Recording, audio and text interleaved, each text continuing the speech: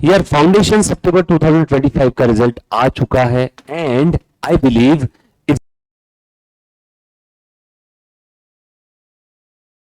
बार का जो रिजल्ट है काफी काफी काफी टफ है। जस्ट 14.78% बच्चे फाउंडेशन का एग्जाम क्लियर कर पाए। ऑल इंडिया में करीब करीब 98,000 बच्चों ने एग्जाम दिया था, उसमें से 14-15 हजार के आसपास बच्चों ने एग्जाम क्लियर किया, राइट। बट इसके बावजूद, इतना टफ रिजल्ट आने के बावजूद जो बच्चों ने एग्जाम क्लियर किया है फाउंडेशन का, तो गाइस आप सभी को मेनी मेनी मेनी कॉन्ग्रेचुलेशन, है ना, you did it. But unfortunately जिन बच्चों का रिजल्ट अनसक्सेसफुल आया, जो फेल हो गए, नहीं कर पाए, सो गाइस आप चिंता मत करो। आप लोग जानते हो असफलता ही सफलता की पहली सीढ़ी है, राइट। तो जो बच्चों का रिजल्ट क्लियर नहीं हुआ, सो गाइस आप लोगों के लिए many more things, lots of excited surprise, बहुत सारी चीजें यहां पे इस चैनल पे आने वाली है। So please stay tune with the channel. And जो बच्चों का रिजल्ट क्लियर आ गया है, सो यार आप लोगों को तो बहुत सारी बधाई है यार, आप लोगों ने कर दिखाया, राइट। सो अब बारी आती है सीए इंटर की, राइट। तो सीए इंटर के अंदर में 2 ग्रुप है, फर्स्ट ग्रुप में 3 सब्जेक्ट, सेकंड ग्रुप में 3 सब्जेक्ट। ये सारी बातें ऑलरेडी मैंने पिछली वीडियो में आप लोगों को बता दी थी, राइट। आज मैं जो आप लोगों से मिलने जा रहा हूं, आज का जो मेरा मेन मुद्दा है वो है CA inter group 1 advanced accounting, paper number 1 आपका। तो ये सब्जेक्ट की जिम्मेदारी मेरी है। मैं CA Sarish Mathariya, teaching accounting subject at various levels of professional courses since last 13 years। तो बच्चों इस सब्जेक्ट के बारे में आपको थोड़ी बहुत जानकारी देता हूं, और क्या करना है क्या नहीं करना है ना, so that you can score 70-80 plus marks in this subject in the CA inter, right. So चलो हम लोग स्टार्ट करते हैं। तो बॉस देखो, सब्जेक्ट के नाम से ही आपको समझ में आ जाएगा, एडवांस्ड अकाउंटिंग। यहां पे level of knowledge expected by the institute from your side is working level of knowledge. Foundation में बेसिक नॉलेज था जो आपसे एक्सपेक्ट किया जाता था, फाइनल लेवल पे expert level of knowledge institute आपसे एक्सपेक्ट करेगी, एंड इंटर लेवल पे वर्किंग नॉलेज, राइट। तो हम लोग जितना भी प्रैक्टिकल पार्ट है अकाउंटिंग का, वो सब इंटर लेवल पे पढ़ रहे हैं, क्योंकि सीए फाइनल पे जो आपका अकाउंटिंग सब्जेक्ट है उसका नाम है फाइनेंशियल रिपोर्टिंग, वहां पे रिपोर्टिंग पार्ट ज्यादा है, और यहां पे इंटर लेवल पे अकाउंटिंग पार्ट आपको ज्यादा देखना है, वो भी वर्किंग लेवल ऑफ नॉलेज का।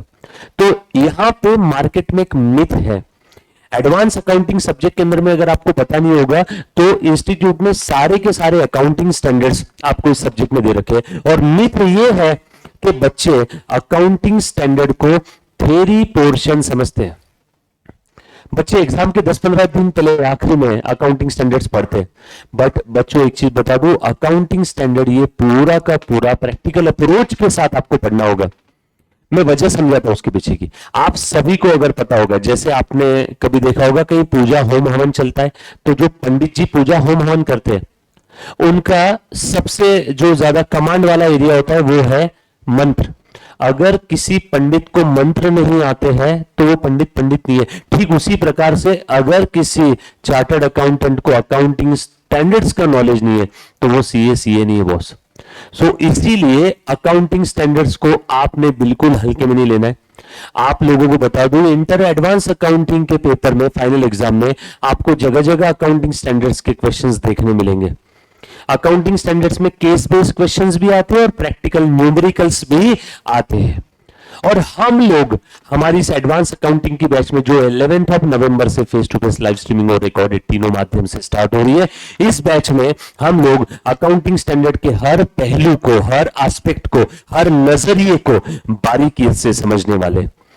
और हम लोग सिर्फ अकाउंटिंग स्टैंडर्ड लास्ट में नहीं लेंगे, हम लोग टॉपिक्स के बीच बीच में भी अकाउंटिंग स्टैंडर्ड्स करने वाले। आपको अगर पता नहीं तो बता दूं, आपका एडवांस अकाउंटिंग का पूरा सिलेबस 2 पार्ट में डिवाइड किया है मैंने लॉजिकली। एक आपके कुछ टॉपिक्स है, चैप्टर्स, और दूसरा है अकाउंटिंग स्टैंडर्ड। तो हम लोग topic accounting standard, topic accounting standard, इस तरीके से आप लोगों का पूरा ये बैच कंडक्ट करने वाले हैं। मैं अगर बैच के कुछ फीचर्स की बात करूं तो सबसे इंपॉर्टेंट चीज क्या होती है बच्चों, आप लोगों को पता है, आप एग्जाम हॉल के बाद आप कोई पेपर इवैल्यूएटर के घर पे नहीं जाने वाले हो कि बॉस मुझे इतना नॉलेज है। आपका लिखा हुआ पेपर जाएगा उसके पास जो आपने 3 घंटे में लिखा, और उसके बाद आपके लिखे हुए पेपर के भरोसे आपको जज करने वाला है आपने पिछले 6-8 महीने में कितनी मेहनत की, राइट। तो सबसे जरूरी चीज है यू हैव टू प्रेजेंट और you have to write the answer in a proper way. Presentation बहुत ज्यादा जरूरी है।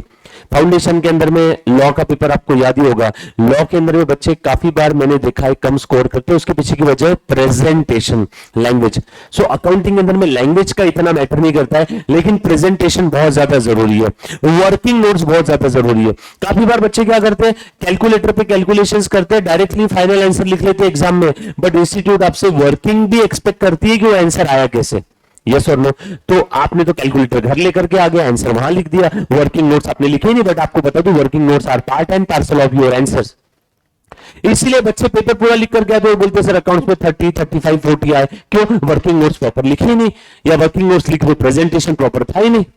सो आपको दोनों चीजों पे साइमल्टेनियसली काम करना होगा, जो मैं आप लोगों का इस बैच के अंदर में करवा के लेने वाला हूं, जो 11 नवंबर से स्टार्ट होने वाली। दूसरी सबसे इंपॉर्टेंट बात है बच्चों, डाउट सॉल्विंग सेशन। काफी बार मैंने देखा है बच्चे अच्छे से क्लास अटेंड कर लेते हैं, रेगुलर रहते हैं, लेकिन बच्चों के डाउट्स अनसॉल्व्ड रहते हैं। इसीलिए हम लोग हमेशा कहते हैं कि we are the student centric class. हर वीक या 10 दिन के अंदर में हम लोग बच्चों के डाउट सॉल्विंग सेशन रखने वाले हैं, जिसके अंदर में बच्चों के जो भी डाउट्स है वो डाउट्स मैं आपके उस सेशन में सॉल्व करवा के लूंगा। डाउट सॉल्विंग सेशन का फायदा आपको एग्जाम के समय बहुत ज्यादा मिलने वाला है। आपको किसी फ्रेंड्स को पूछने की जरूरत नहीं कि बॉस मुझे ये पार्ट नहीं आ रहा है, प्लीज तू समझा दे, मैं ही हूं आपका वो दोस्त, मेरे ही साथ डिस्कस करो डाउट सॉल्विंग सेशन में। तीसरी सबसे इंपॉर्टेंट बात है बच्चों, special focus on the accounting standards. हमें सिर्फ टॉपिक नहीं करना है या अकाउंटिंग स्टैंडर्ड को थ्योरी नहीं समझना है, हम लोग अकाउंटिंग स्टैंडर्ड के ऊपर स्पेशल फोकस देने वाले। कैसे? टॉपिक के बीच में हम लोग स्टैंडर्ड पढ़ेंगे, हर स्टैंडर्ड को एक टॉपिक की तरह समझने वाले। टोटल 27 अकाउंटिंग स्टैंडर्ड्स पढ़ने हैं हम लोगों को।